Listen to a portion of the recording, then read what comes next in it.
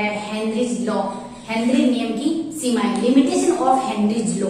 देखो इसके पीछे वाले वीडियो में अपन ने ये गैसों की दरों में विलेयता पढ़ी थी, उसमें अपन ने हेनरी लॉ पढ़ लिया था और गैसों की दरों में विलेयता पढ़ ली थी। आज इसके लिमिटेशन पढ़ेंगे, उसके यूजेज पढ़ेंगे एंड इसके कोई एग्जाम्पल वगैरह करेंगे, इसकी इफेक्ट ऑफ टेम्परेचर पढ़ेंगे, इफेक्ट ऑफ प्रेशर पढ़ेंगे एंड विले एंड विलायक की उसकी नेचर पढ़ेंगे, nature of solute and solvent. तो देखो limitation, limitation of Henry's law, Henry नियम की सीमा।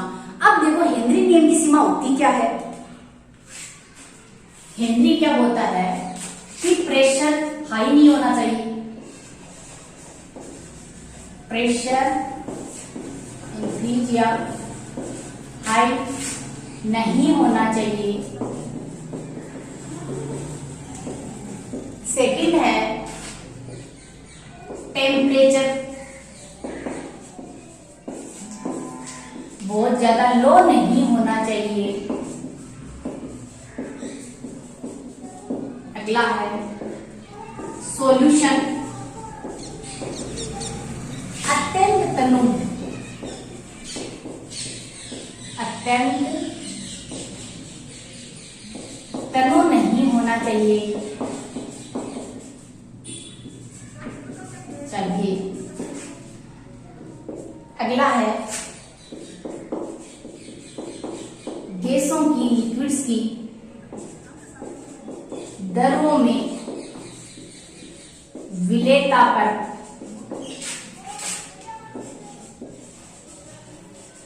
हेनरीज लॉ लागू होना चाहिए। ये क्या है इसकी limitation of Henry's law, Henry नियम की सीमाएं। अब देखो यूजेज ऑफ हेनरीज लॉ, अगला अपन पढ़ेंगे यूजेज ऑफ हेनरीज लॉ।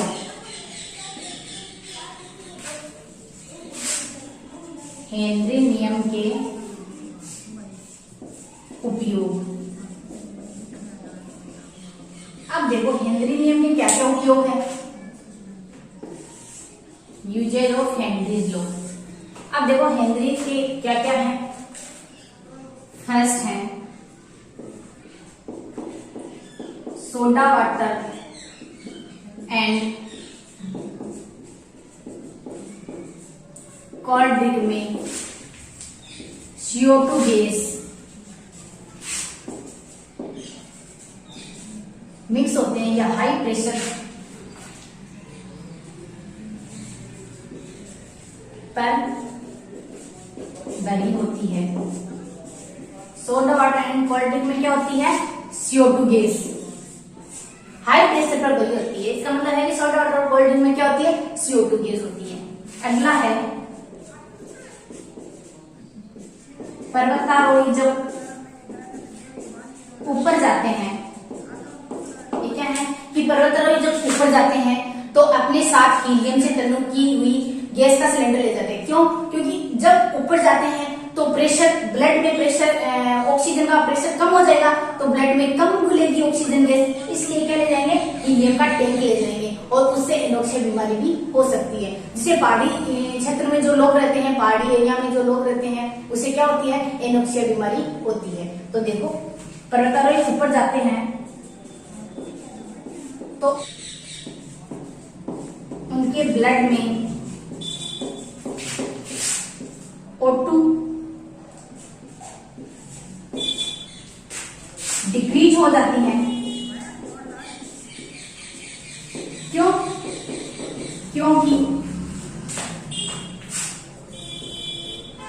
क्योंकि ऊपर जाने पर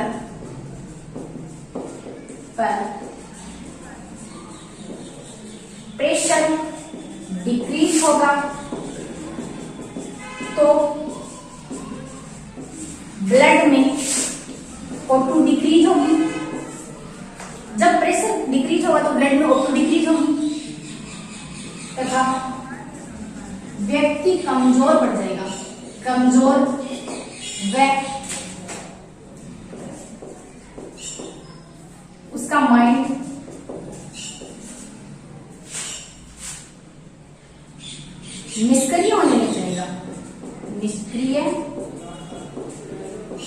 जाएगा। तो जब ऊपर जाते हैं तो हीलियम से HE हीलियम से डाइल्यूट की हुई गैस का टैंक ले जाते हैं। तो हीलियम से टनों की गई गैस का टैंक अपने साथ ले जाते हैं ताकि उसको ब्लड में जितनी रिक्वायरमेंट होती है उतनी ऑक्सीजन मिलती रहे। उसके बाद देखो अगला है, जब कोई व्यक्ति समुद्र में तैरते हैं तो अंदर जाने के बाद प्रेशर इंक्रीज होगा। जब प्रेशर इंक्रीज होगा तो ब्लड में O2 की क्वांटिटी भी क्या होगी, इंक्रीज होगी, बढ़ेगी। इसलिए हीलियम का टैंक साथ ले जाते हैं। ये क्या हो गया इसके Henry's law, usages of Henry law. तो ध्यान से देखना, limitation of Henry law, Henry नियम की सीमाएं जो बहुत ज्यादा इंपॉर्टेंट है, एग्जाम में एक बार पूछी जाती है। उसके बाद है use of Henry law, Henry नियम के यूजेज हैं कि सोडा वाटर में CO2 गैस होती है, परतारों ऊपर जाते हैं तो प्रेशर कम होता है। जैसे जैसे ऊपर जाते हैं तो प्रेशर कम होगा तो ब्लड में ऑक्सीजन की लिमिट क्या हो जाएगी, डिक्रीज होती जाएगी और क्या हो जाएगा, सांस लेने में दिक्कत होगी, तकलीफ होगी। तो साथ में क्या ले जाते हैं, हीलियम या ऑक्सीजन गैस का सिलेंडर ले जाते हैं। अब देखो समुद्र में जब जो व्यक्ति तैरते हैं तो समुद्र में जब जाते हैं तो प्रेशर हाई हो जाता है तो ब्लड में ऑक्सीजन भी क्या हो जाता है, बहुत ज्यादा हो जाता है। तो इसके लिए हीलियम गैस का टैंक ले जाते हैं। अब देखो आपको नॉलेज के लिए बता दूं, जब ये प्रेशर हाई हो जाता है तो व्यक्ति जब तैर के बाहर किनारे पे आता है समुद्र से तो उसकी क्या होगी, वो गैस अंदर तो क्या है बहुत ज्यादा प्रेशर से अंदर भरी हुई है, जब बाहर आएगी तो वो एक साथ निकलेगी, जैसे बम फूटता ना होगा वो एक साथ निकलेगी तो पूरी बॉडी में क्या हो जाएगी, एंटन होगी, दर्द होने लग जाता है, मरोड़ी उत्पन्न हो जाती है। तो उसको कम करने के लिए क्या करेंगे, सब हीलियम गैस का टैंक करके जाएंगे। ओके दोस्तों, चलो आगे देखते हैं। अगला देखो, गैसों की दरों में विलेयता को प्रभावित करने वाले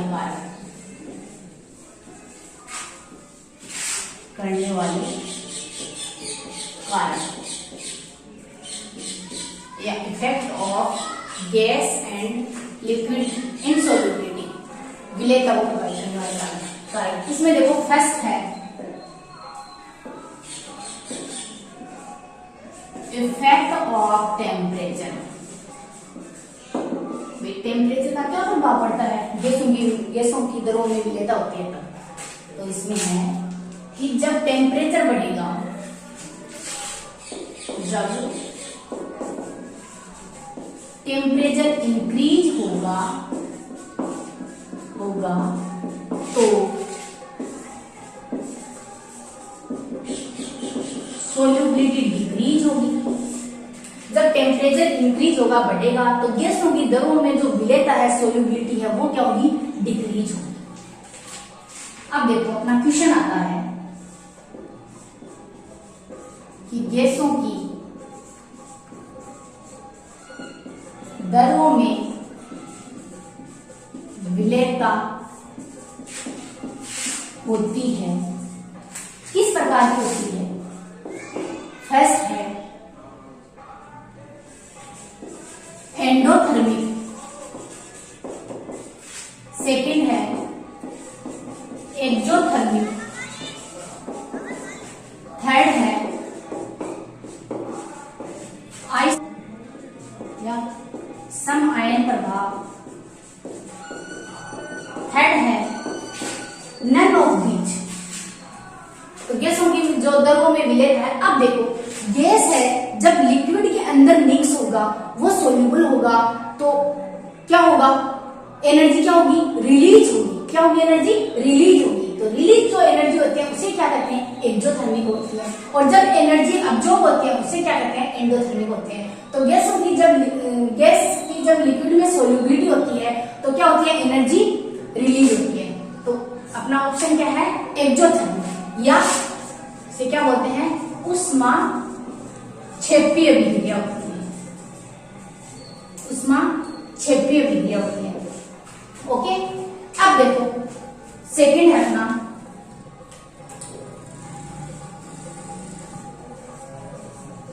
effect of pressure, effect of pressure. भाई गैसों की दरों में जो विलेयता हो रही है उस पर प्रेशर का क्या प्रभाव है। तो देखो प्रेशर का ये है कि जब प्रेशर इंक्रीज होता है तो गैसों की दरों में विलेयता या सोल्यूबिलिटी क्या होगी, सोल्यूबिलिटी भी इंक्रीज होगी। टेम्परेचर में क्या हो रहा था, सोल्यूबिलिटी डिक्रीज हो रही थी, लेकिन इफेक्ट ऑफ प्रेशर, जब प्रेशर इंक्रीज होगा तो सोल्यूबिलिटी क्या होगी, इंक्रीज होगी। देखो जिसे इसका एक ग्राफ बनाते हैं, ये प्रेशर है और ये एक्स के बीच में ग्राफ बना रहे हैं, तो P प्रोपोर्शनल टू एक्स होगा। क्या होगा, P प्रोपोर्शनल टू एक्स होगा। तो ये किसका है, प्रेशर का है, ये ग्राफ किसका है, प्रेशर का है। स्लोप क्या आएगी इसकी, सीधी जाएगी, तो ये क्या, P प्रोपोर्शनल एक्स। अब देखो आगे है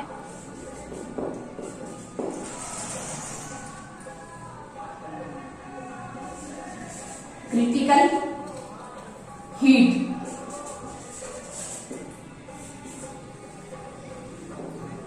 क्रिटिकल हीट जिसे क्या बोलेंगे, क्रांतिक ताप। अब ये देखो इस क्रांतिक ताप या क्रिटिकल टेम्परेचर, इसका क्या झमेला है, इसमें ये है कि जब कोई गैस या लिक्विड को गर्म करते हैं या उसको टेम्परेचर देते हैं तो एक क्रिटिकल टेम्परेचर होता है, उसका फिक्स पॉइंट होता है कि क्रांतिक ताप तक तो बढ़ेगी। उसको हीट देने पे कोई भी जैसे एग्जाम्पल है, उसको पर हीट देंगे तो वो क्रांतिक ताप तक तो बढ़ेगी, चाहे उसको प्रेशर दो चाहे टेम्परेचर दो। लेकिन क्रांतिक ताप या क्रिटिकल टेम्परेचर आने के बाद चाहे उसको कितना भी हीट दो, चाहे उसको कितना भी प्रेशर दो, वो क्या हो जाएगी, वो फिक्स हो जाएगी, मतलब नहीं बढ़ेगी नहीं और नहीं घटेगी, वह फिक्स हो जाएगी। उसे क्या कहेंगे, क्रिटिकल टेम्परेचर, क्रिटिकल हीट या क्रांतिक ताप बोलेंगे। तो इसके लिए अपन लिखते हैं थोड़ा बहुत, एक निश्चित बिंदु पर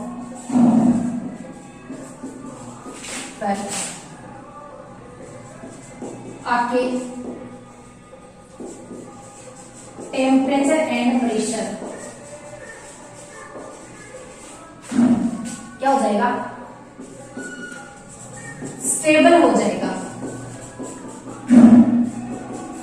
चाहे उसको कितना भी हीट दो चाहे कितना भी टेम्परेचर दो, तो उसे क्या कहेंगे, क्रिटिकल टेम्परेचर या क्रांतिक ताप कहेंगे। अब आगे अपना थर्ड है अपना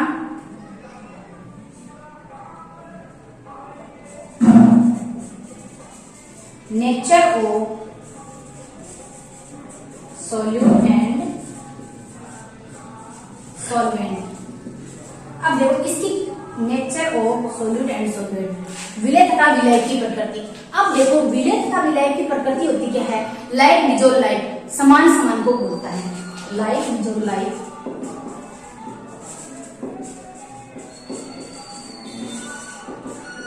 लाइक समान समान को बोलता है। इसके आधार पर पोलर है, पोलर सोल्यूट है वो तो पोलर सोल्वेंट में डिजोल्व होगा, और नॉन पोलर सोल्यूट है वो नॉन पोलर सोल्वेंट में डिजोल्व होगा। तो जैसे अपन इसके एग्जांपल देखेंगे, अब देखो अपना एग्जांपल,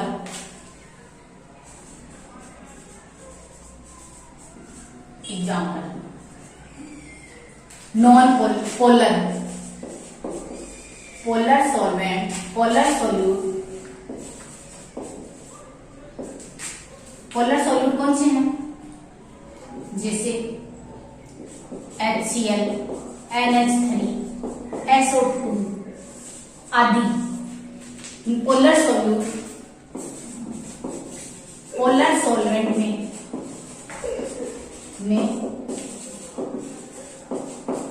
डिजोल्व होगा and non polar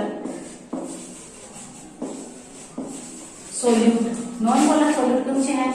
benzene, carbon tetrachloride, ClCl3 and CsO2 आदि क्या है? नॉन पोलर सोल्यूट है, जो नॉन पोलर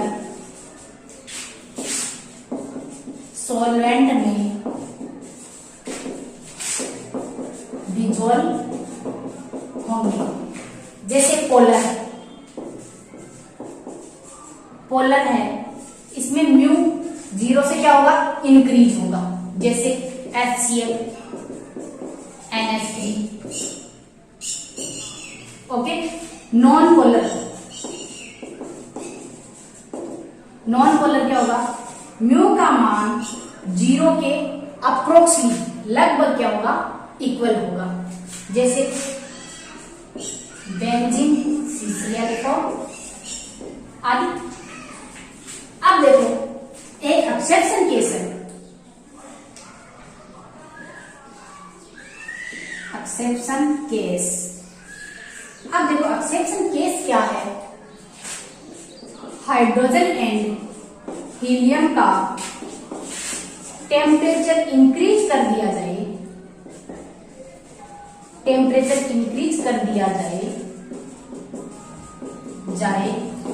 तो इनकी सोल्यूबिलिटी भी क्या होगी? इंक्रीज होगी। जबकि अपन ने टेम्परेचर में क्या पढ़ रखा है कि जब टेम्परेचर इंक्रीज होगा तो सोल्यूबिलिटी क्या होगी? डिक्रीज होगी। लेकिन हाइड्रोजन एंड हीलियम क्या है? दो एक्सेप्शन केस है। इनका टेम्परेचर इंक्रीज होगा तो सोल्यूबिलिटी भी क्या होगी? इंक्रीज होगी। आगे देखते हैं अपन। क्रिटिकल टेम्परेचर हाई होगा तो इसकी सोल्यूबिलिटी भी क्या होगी? हाई होगी। उसका एब्जॉर्प्शन या अब्सॉर्प्शन गुणांक भी क्या होगा? हाई या उच्च होगा। तो अपन देखते हैं, जब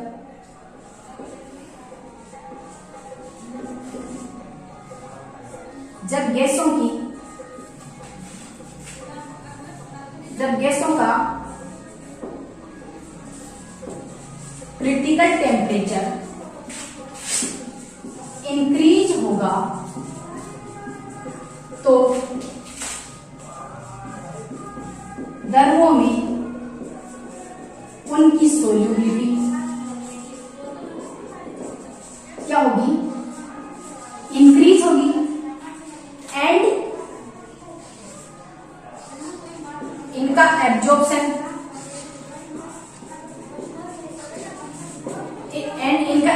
भी क्या होगा? इंक्रीज होगा। ठीक है क्या? कि अगर गैसों का क्रिटिकल टेम्परेचर या प्रांतिक ताप इंक्रीज होगा तो उनकी सोल्यूबिलिटी इंक्रीज होगी एंड इसका एब्जॉर्प्शन भी क्या होगा? इंक्रीज होगा।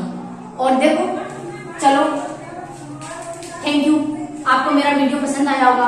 अगर आपको मेरा वीडियो पसंद आया तो लाइक एंड सब्सक्राइब करें, शेयर करना ना भूलें, बेल आइकन को प्रेस करते रहना ताकि आपको नोटिफिकेशन मिलता रहे। Okay, thank you.